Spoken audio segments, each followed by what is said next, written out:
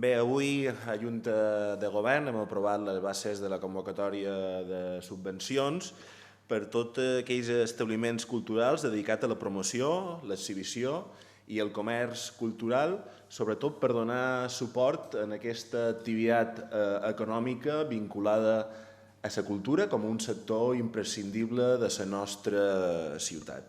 L'import total d'aquesta convocatòria són 163.000 euros i els beneficiaris són els següents.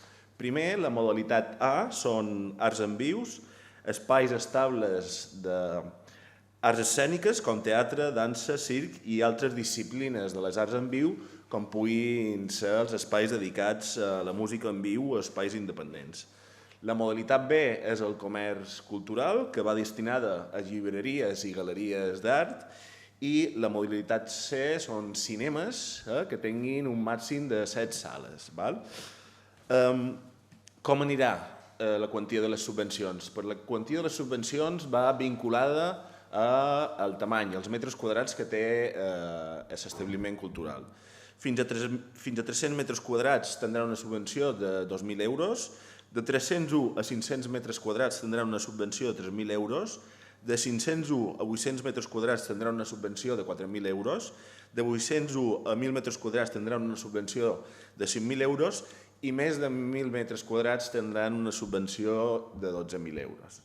Vull recordar que el darrer any hem donat, entre totes les ajudes que han anat destinades als espais d'establiments culturals, un total de 900.000 euros. Això és una ajuda molt important que ha ajudat a superar una crisi molt important en relació amb el tema de la Covid i les restriccions que han tingut aquests espais.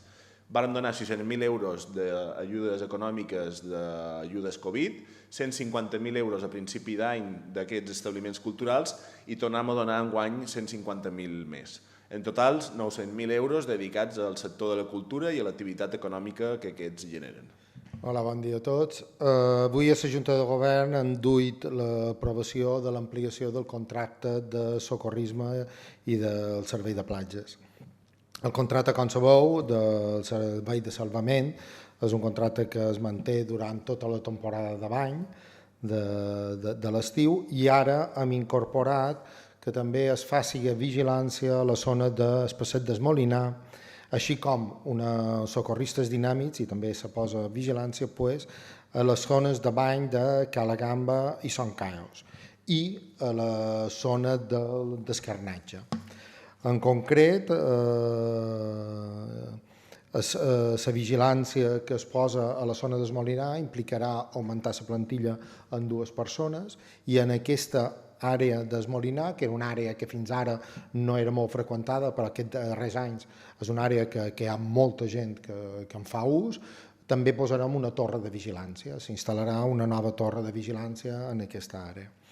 El que és el parc d'escarnatge, la zona d'escarnatge, també s'inclou com a zona de vigilància i es farà amb vigilància dinàmica, en la qual hi haurà un socorrista que recorrerà tota aquesta zona per mantenir una certa servei de socorrisme i garantir la seguretat d'aquesta àrea. A part d'aquestes 2 ampliacions, d'aquestes 2 zones, també ampliem l'horari. L'horari passam fins ara, l'horari de, com sabeu, l'horari dels socorristes acabava a les 7, començava a les 10 del matí durant la temporada alta fins a les 7 de l'hora baixa, excepte a la zona de Cala Major que se mantenia fins a les 7:30. Doncs ara, amb aquesta ampliació, passarem de les 10 a les 7:30. El període de vigilància en socorristes s'ampliarà en mitja hora.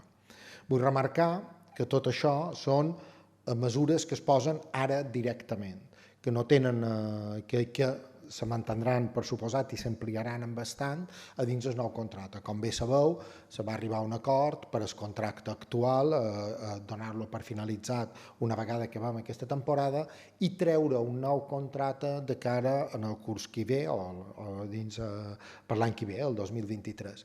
En aquest nou contracte que es traurà el 2023 s'inclouran totes les ampliacions que ja s'han comentat, s'augmentarà també inclús bastant més l'horari, augmentaran el número de socorristes, es reduirà la distància entre torres, etc. No? Que hi ha tota una sèrie d'acords per millorar el servei de socorristes.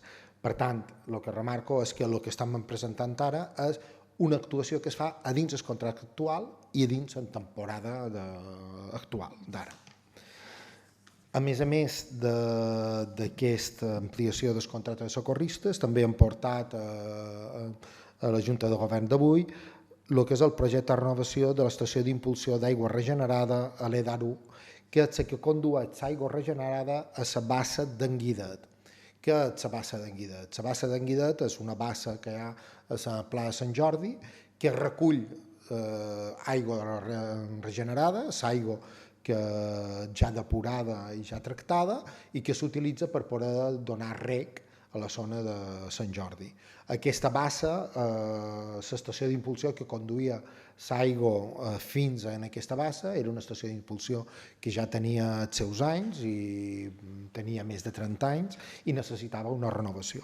Doncs aquest projecte és el que presentem, que és la renovació d'aquesta bassa i les conduccions que hi ha, la renovació d'aquesta estació d'impulsió, no de la bassa, i les conduccions que van en aquesta estació d'impulsió, i és una obra que tindrà un pressupost d'1.391.000 euros, que s'executarà ara, a partir d'ara, se farà la licitació i l'execució.